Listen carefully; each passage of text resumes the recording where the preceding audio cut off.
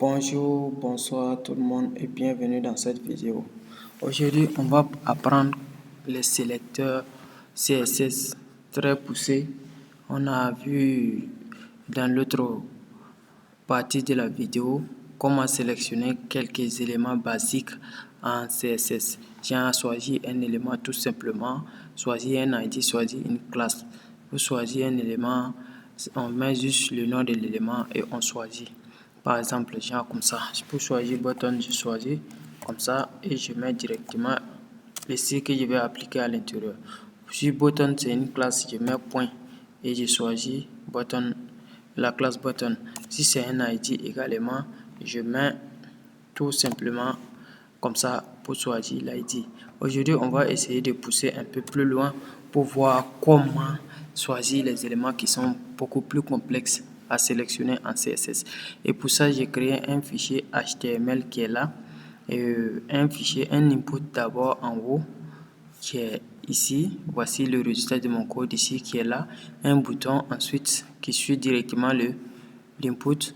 Et ensuite un div class container qui contient un div comme ça qui contient un paragraphe que voici, un deuxième paragraphe que voici et un troisième paragraphe, mais ça c'est pas un paragraphe de même niveau que les autres, c'est à l'intérieur du paragraphe 2.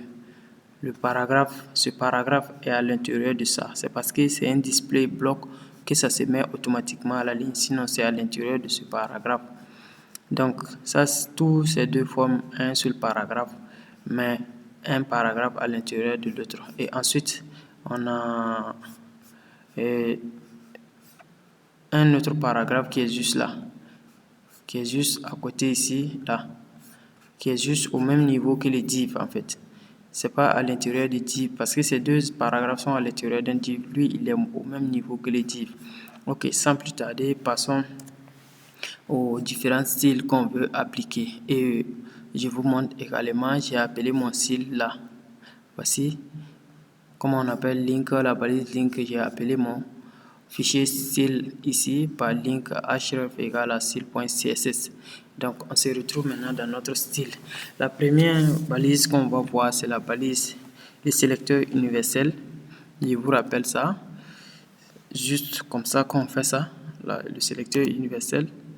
Ça choisit en fait tous les éléments. Le sélecteur universel sert à choisir tous les éléments de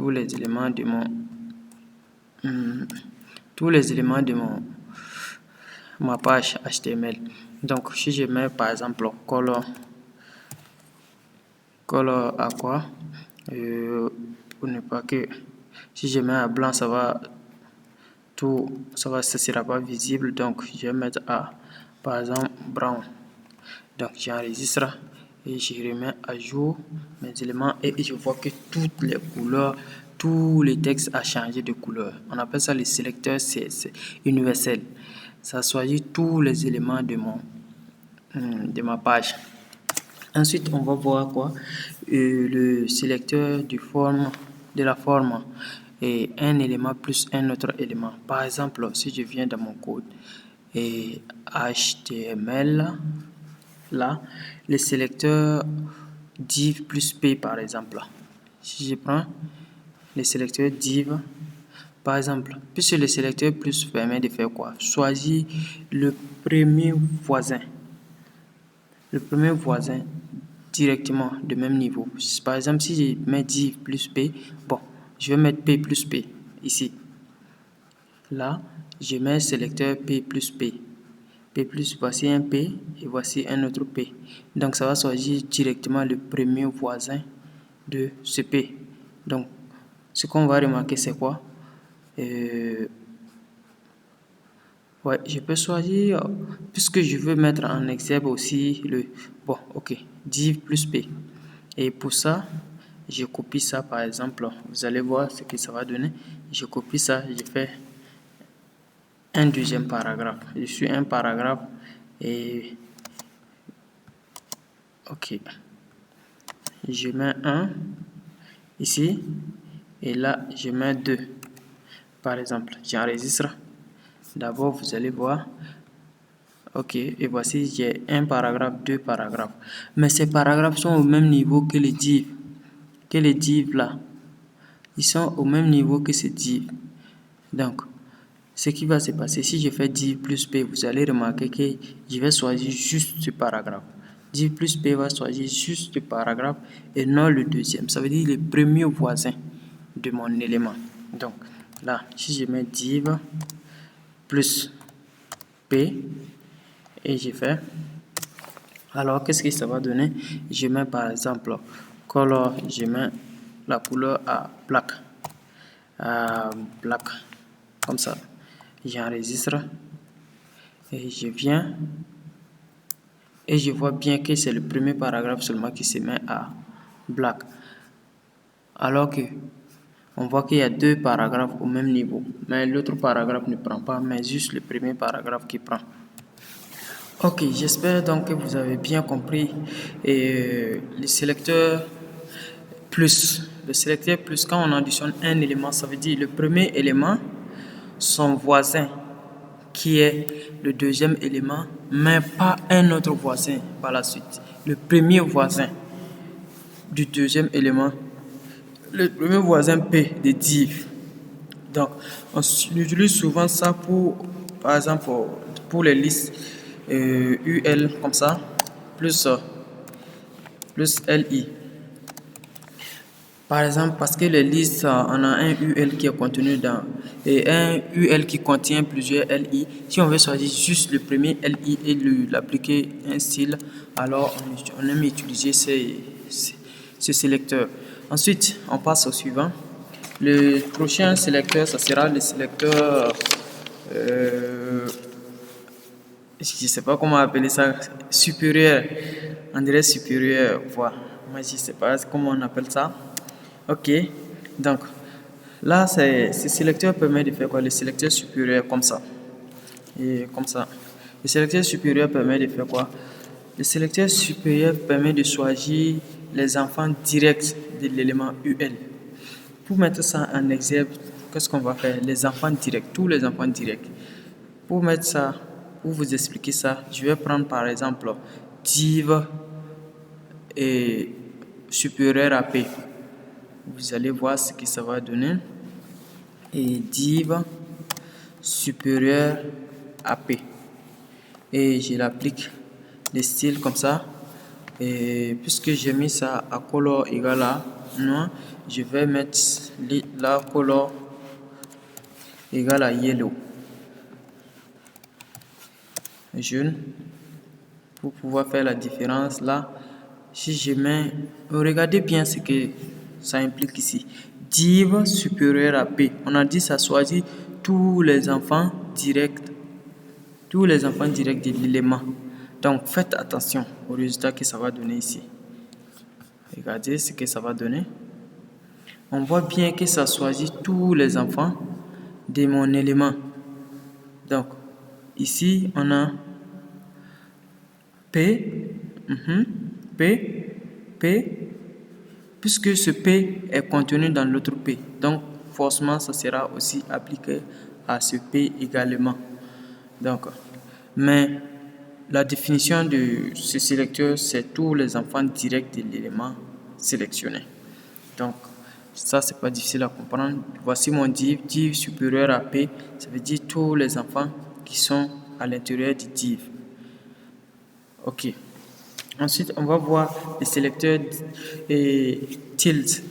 Les sélecteurs tilt, par exemple, ça permet de faire quoi? Les sélecteurs tilt permet de choisir tous les voisins directs. Les voisins directs.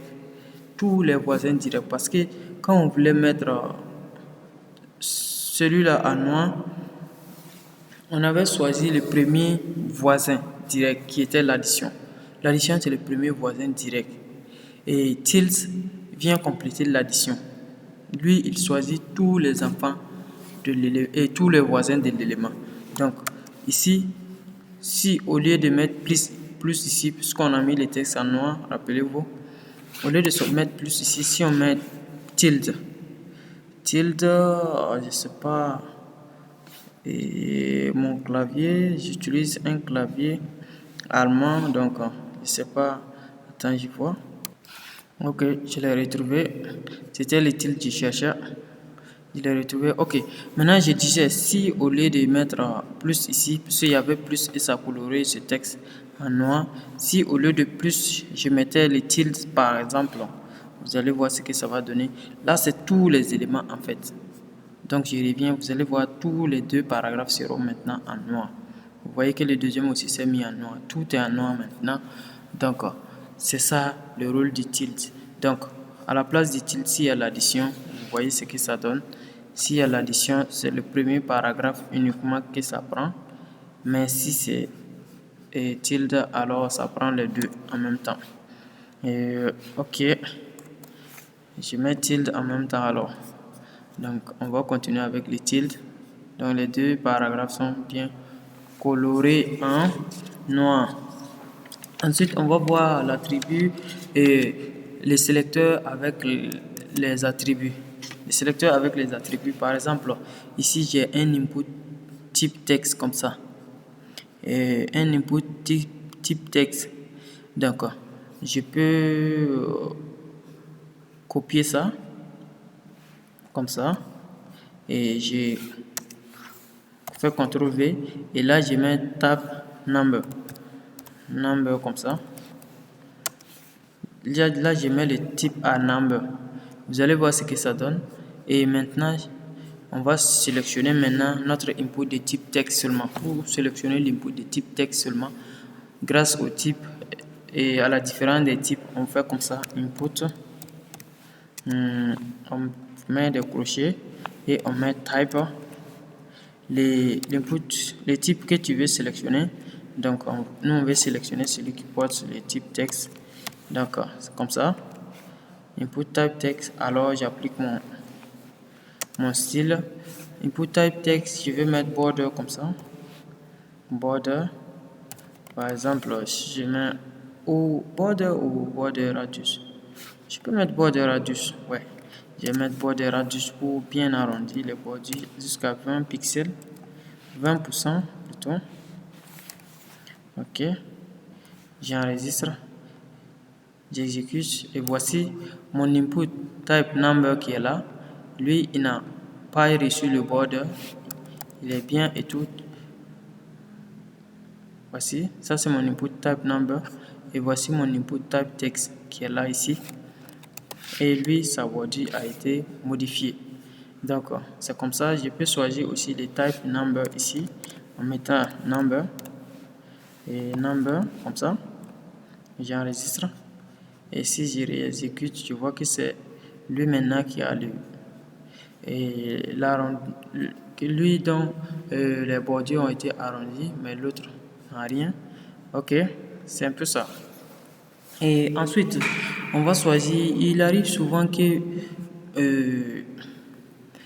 on veut choisir quelques éléments sauf un. Quelques éléments sauf un. Par exemple, je sais pas, ok, je vais créer quelque chose.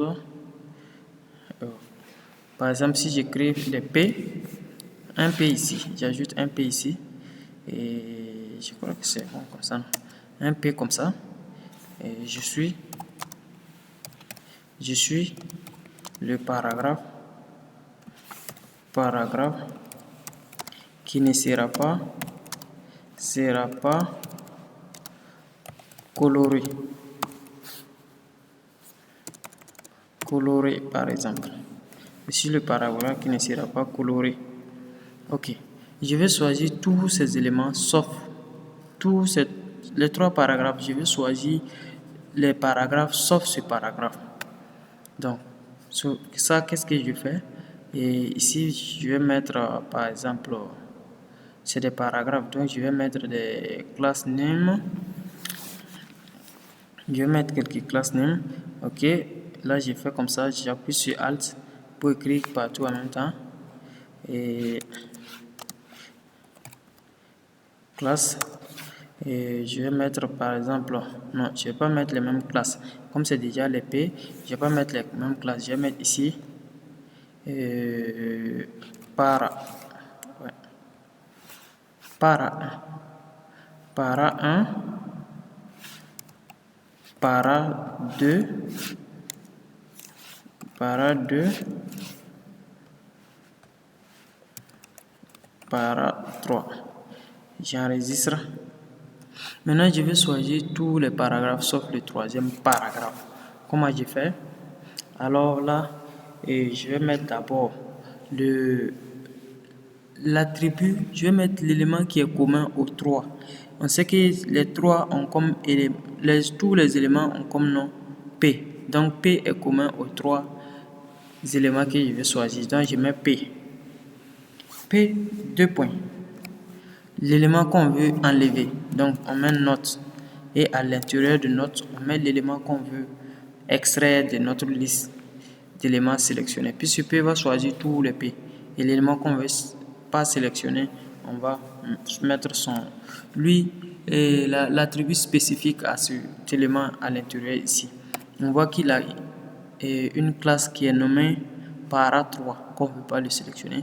Donc je mets point, comme c'est une classe, je mets para3. Ça veut dire que je vais tout sélectionner sauf para3. Donc là, je mets maintenant. Alors, puisque c'est para3 que je ne veux pas, je vais enregistrer d'abord et exécuter.